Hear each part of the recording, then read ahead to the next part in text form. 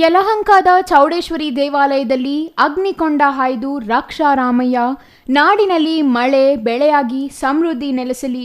ಚಿಕ್ಕಬಳ್ಳಾಪುರ ಕ್ಷೇತ್ರದ ಜನತೆಗೆ ತಾಯಿ ಚೌಡೇಶ್ವರಿ ಸಕಲ ಸಮೃದ್ಧಿ ಕಲ್ಪಿಸಲಿ ಎಂದು ಪ್ರಾರ್ಥಿಸಿದರು.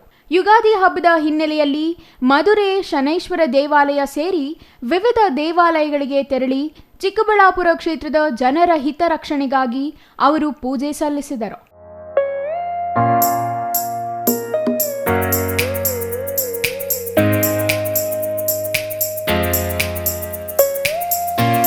ಶಿಕ್ಷಣ ಮತ್ತು ಆರೋಗ್ಯ ಕ್ಷೇತ್ರದಲ್ಲಿ ತನ್ನದೇ ಆದ ಹೆಗ್ಗುರುತು ಮೂಡಿಸಿರುವ ಎಂಎಸ್ ರಾಮಯ್ಯ ಸಮೂಹ ಸಂಸ್ಥೆಗಳ ಮುಖ್ಯಸ್ಥರಾದ ಎಂಆರ್ ಜಯರಾಮ್, ವಿಧಾನ ಪರಿಷತ್ ಸದಸ್ಯ ಎಂಆರ್ ಸೀತಾರಾಮ್ ಅವರ ಜೊತೆಗೂಡಿ ಕೈವಾರದಲ್ಲಿ ಕಾಲಜ್ಞಾನಿ ಕೈವಾರ ತಾತಯ್ಯನವರ ಆಶೀರ್ವಾದ ಪಡೆದರು. ಯುಗಾದಿ ಹಬ್ಬದ ಪ್ರಯುಕ್ತ ಇಂದು ಕೈವಾರಕ್ಕೆ ಭೇಟಿ ನೀಡಿ ನಾಡಿನ ಜನರ ಯೋಗಕ್ಷೇಮ ಕಾಪಾಡುವಂತೆ ಕೈವಾರ ತಾತಯ್ಯನವರಲ್ಲಿ ಪ್ರಾರ್ಥಿಸಿದರು.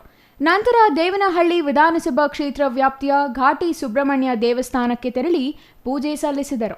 ಇಡೀ ದಿನ ಚಿಕ್ಕಬಳ್ಳಾಪುರ ಲೋಕಸಭಾ ಕ್ಷೇತ್ರದ ವಿವಿಧ ಭಾಗಗಳಲ್ಲಿ ಸಂಚರಿಸಿ ಪಕ್ಷದ ಪ್ರಮುಖ ನಾಯಕರು ಕಾರ್ಯಕರ್ತರ ಜೊತೆ ಸಮಾಲೋಚನಾ ನಡೆಸಿದರು.